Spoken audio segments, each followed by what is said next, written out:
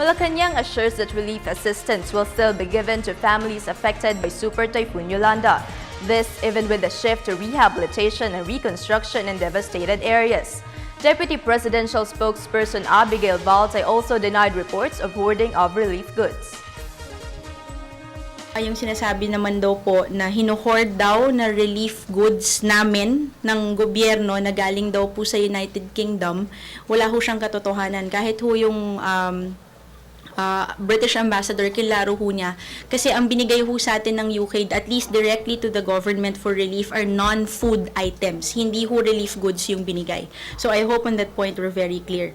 On the matter of until the end of the month, si Secretary Soliman is in constant communication with the local officials on how we can continue to help them.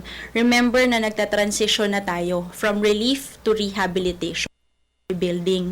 So, hindi po ibig sabihin na kung sakaling ititigil ho yung, kung sakali, I repeat, kung sakali hong ititigil na yung pagbibigay relief goods, we have other programs in place to help them get back on their feet. Kasama na ho dyan yung mga iba't ibang cash for work program na ini-implement po ng pamahalaan.